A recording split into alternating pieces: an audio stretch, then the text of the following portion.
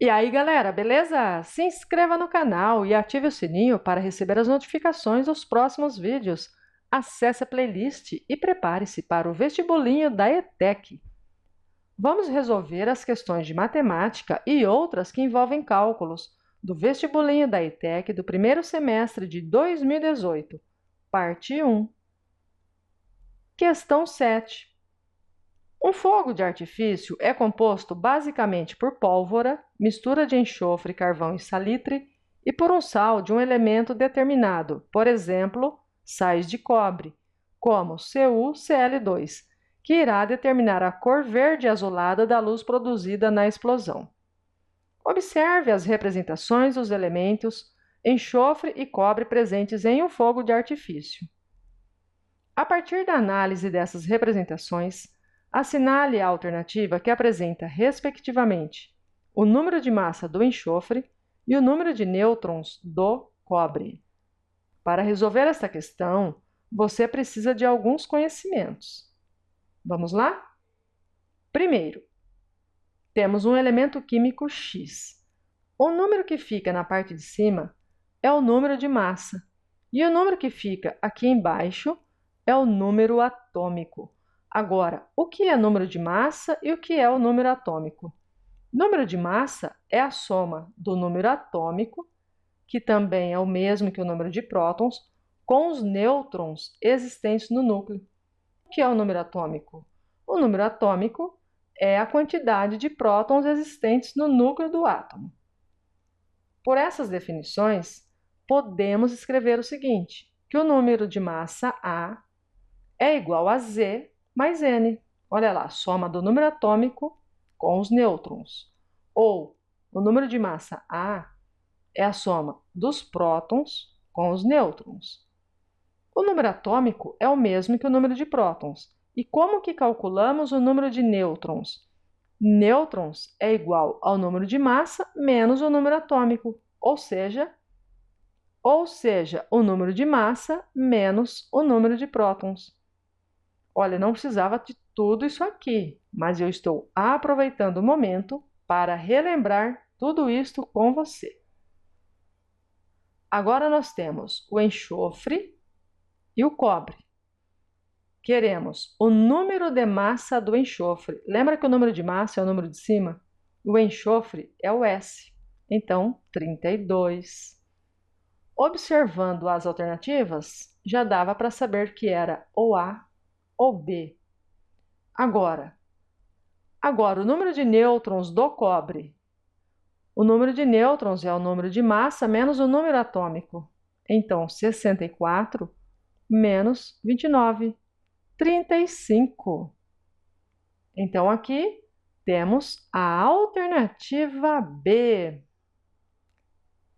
Questão 8.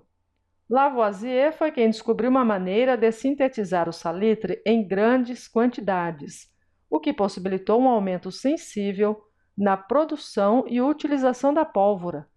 Para se obter o nitrato de potássio, um tipo de salitre, pode-se reagir cloreto de potássio com ácido nítrico. Lavoisier também foi responsável por enunciar a lei da conservação da massa, também conhecida como Lei de Lavoisier.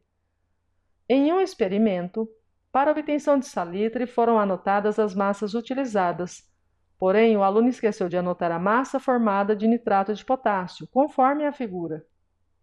O aluno não se preocupou com esse fato, pois aplicando a lei de Lavoisier é possível encontrar a massa desconhecida representada por X na tabela. Assinale a alternativa que apresenta a massa de salitre em gramas obtida nesse experimento. Vamos fazer uma observação aqui, conhecendo-se a lei da conservação das massas, ou lei de conservação da matéria, que nada mais é do que a lei de Lavoisier. Ela diz o seguinte: a soma das massas das substâncias reagentes é igual à soma das massas dos produtos da reação. Então, soma das massas dos reagentes é igual à soma das massas dos produtos. Logo, 745 mais 630 será igual a x. mais 365. Então, você tem que somar a massa dos reagentes e agora subtrair essa massa aqui do produto, olha. Aí você vai encontrar o valor de x, que é 1.010. Alternativa D. Leia o texto para responder as questões de números 9 a 11. A pegada hídrica, water footprint, é um indicador da quantidade de água doce necessária em toda a cadeia produtiva e de consumo de um produto. Esse indicador é uma referência para o manejo dos recursos hídricos de um país, de uma região, de uma empresa ou de uma pessoa, com o objetivo de usar a água de modo sustentável e responsável. No cálculo da pegada hídrica, considera-se o consumo de água direta e indireta, isto é, a água consumida do produtor ao consumidor. Por exemplo, 17 mil litros de água são necessários para produzir 1 quilograma de chocolate, na média mundial. Questão 9. Considere a tabela. Com base nos dados da tabela, é correto afirmar que a pegada hídrica da carne aumenta conforme aumenta o consumo de carne de um país. Vamos pegar aqui, olha, Estados Unidos e Brasil. Observe, nos Estados Unidos, o consumo de carne é maior do que no Brasil. Porém, a pegada hídrica da carne é maior no Brasil do que nos Estados Unidos. Essa alternativa é falsa. Alternativa B. A pegada hídrica da carne consumida no Brasil corresponde a 19,4 litros por quilograma. Olha na tabela, Brasil 19.400 metros cúbicos por tonelada.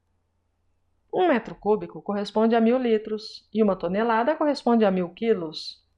Então, 19.400 metros cúbicos vezes 1.000 litros será igual a 19.400.000 litros. E uma tonelada é igual a 1.000 quilos. Vamos simplificar aqui e teremos 19.400 litros por quilogramas. Também é falsa. Alternativa C. A pegada hídrica da carne na Bolívia é igual a 5 vezes a média mundial desse parâmetro. Olha lá. A pegada da Bolívia é igual a 5 vezes a média mundial. Então, 5 vezes a média mundial. 77.000. É igual a da Bolívia? Sim, verdadeiro. Então, aqui nós temos a alternativa C. Questão 10. Por ser um consumidor voraz de chocolate, João estabeleceu que, para não exagerar, sempre comerá exatamente 1 quilo de chocolate a cada 5 dias. Ao estudar o conceito de pegada hídrica em sua aula de ciências, João calculou que, após um ano, a pegada hídrica do seu consumo de chocolate será de N metros cúbicos de água, considerando a média mundial. Assim sendo, o valor de N está mais próximo de... Lembra lá do texto que nós lemos antes dessas questões? 17.000 litros de água para produzir 1 quilo de chocolate? É isso que precisamos aqui. Então, olha, o João come 1 quilo de chocolate a cada 5 dias. Se um ano tem 365 dias, vamos dividir por 5 dias? Dará 73, ou seja, 73 quilos de chocolate que ele vai comer no ano. Agora, para produzir 1 quilo de chocolate, são necessários 17.000 litros de água. Então, 73 vezes 17.000, que é igual a 1.241.000 litros. Lembrando novamente que 1 metro cúbico é igual a 1.000 litros. Então, aqui vamos dividir por 1.000 e teremos 1.241 metros cúbicos. Qual é o valor mais próximo, então? 1.200, alternativa D. Questão 11. No lanche da tarde, João comeu um pão com queijo de massa total de 200 gramas. Curioso como sempre, determinou que, considerando só a produção dos dois ingredientes desse lanche, o pão e o queijo, o consumo de água foi de 830 litros. Sabendo que, em média, a pegada hídrica do pão é de 1,6 litros por grama e a do queijo é de 5 litros por grama, pode-se concluir corretamente em relação a esse consumo. Para resolvermos essa questão, nós vamos utilizar aqui o sistema de equações. Veja bem, o João vai comer um pão com queijo. Então, a massa do pão mais a massa do queijo vai dar um total de 200 gramas. Aí nós temos que a pegada hídrica do pão é 1,6 litros por grama. Então, 1,6 litros do pão mais 5 litros por grama do queijo. Então, mais 5Q. Vai dar um total de 830 litros. Temos aqui o sistema. Agora, para resolvermos o sistema, podemos resolver pelo método da substituição ou método da adição. Eu escolho o método da adição. No método da adição, temos que ter, no caso aí vou falar assim, uma letra com valores opostos. Então, vou pegar aqui, ó, 5Q. Na equação de cima, deverá ficar negativo 5Q. Por isto, eu vou multiplicar aqui por negativo 5. Assim, teremos negativo 5P, negativo 5Q e negativo 1.000, porque nós vamos multiplicar negativo 5 pela equação todinha. Agora, vamos copiar a segunda equação e vamos somar as duas. Quando eu somo as duas, o que acontece? Olha, aqui vai sumir, vai anular, certo? Por isso que eu tive que multiplicar lá por negativo 5. Porque se você não anular nada, você não resolve o sistema. Agora, negativo 5P mais 1,6P é igual a negativo 3,4P. E negativo 1.000 mais 830 é igual a negativo 170. Vamos multiplicar aqui por menos 1? Tudo ficou positivo. Agora, 3,4, a gente passa aqui, olha, dividindo. 170 dividido por 3,4 é igual a 50. Então, pão, 50 gramas. Lembra que a soma da massa do pão com queijo é igual a 200? Se eu tenho 50 gramas de pão, significa que eu tenho 150 gramas de queijo, certo? Observe que a quantidade de queijo é o triplo da quantidade de pão. Então, olha lá, pode-se concluir corretamente que, em relação a esse consumo, a quantidade de queijo é o triplo da quantidade de pão. Alternativa E. Questão 14. Um aluno deseja calcular a energia envolvida no cozimento de um certo alimento. Para isso, verifica que a potência do forno que utilizará é de 1.000 watts. Ao colocar o alimento no forno e marcar o tempo, ΔT, gasto até o seu cozimento, ele concluiu que 3 minutos eram o bastante. Dessa maneira, a energia E necessária para cozinhar o alimento é de... Gente, essa questão foi muito simples, porque olha, você tem aqui no quadro a fórmula para calcular a potência, que é a energia dividido pelo tempo. Tem que a potência é em watts, a energia é em joule e ΔT é a variação de tempo em segundos. Basta substituirmos aqui os valores dados na questão. Olha lá, a potência do forno é 1.000. A energia é o que queremos. E o tempo? 3 minutos. Acontece que está dizendo ali, olha, ΔT, variação de tempo em segundos. Então, 1 minuto tem 60 segundos. 3 minutos tem 3 vezes 60, 180 segundos. Agora nós multiplicamos aqui, olha. Então, E será igual a 180 mil joules, porque a energia é dada em joules. Alternativa A. Questão 19. Um adulto de 75 quilos possui, em média, 5 litros de sangue. Esse adulto foi flagrado no teste do bafômetro, com nível alcoólico exatamente igual ao limite máximo permitido. A massa de álcool contida no sangue desse adulto em miligramas é igual a... Vamos ler o texto. Há mais de um tipo de bafômetro, mas todos são baseados em reações químicas envolvendo o álcool etílico presente na baforada e um reagente. Por isso, o nome técnico desses aparelhos é etilômetro. Nos dois mais comuns, são utilizados dicromato de potássio, que muda de cor na presença do álcool, e célula de combustível, que gera uma corrente elétrica. Este último é o mais usado entre os policiais no Brasil. Com a nova legislação, o motorista que for flagrado com nível alcoólico acima do permitido, 0,1 mg por litro de sangue, terá que pagar uma multa de R$ 955, além de ter o carro apreendido e perder a habilitação. Se estiver embriagado, níveis acima de 0,3 mg por litro de sangue, ainda corre o risco de ficar preso por 6 meses a 1 ano. Questão também, olha, muito, mas muito fácil. O adulto da questão tem 75 quilos. Ele tem, em média, 5 litros de sangue.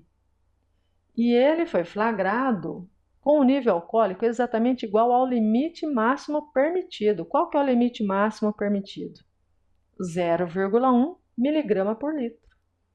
Se ele tem 5 litros e nós temos 0,1 miligrama a cada litro, basta multiplicarmos aqui, olha, e teremos 0,5 miligrama. Alternativa E. Questão 21. Para exemplificar uma aplicação do conceito de velocidade média, um professor de ciências explica aos seus alunos como é medida a velocidade de um veículo quando passa por um radar. Os radares usam a tecnologia dos sensores magnéticos. Geralmente, são 3 sensores instalados no asfalto, alguns metros antes do radar.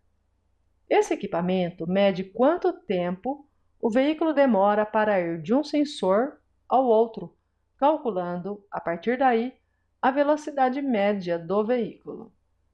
Considere um veículo trafegando numa pista cuja velocidade máxima permitida seja de 40 km por hora, aproximadamente 11 metros por segundo, e a distância média entre os sensores consecutivos seja de 2 metros.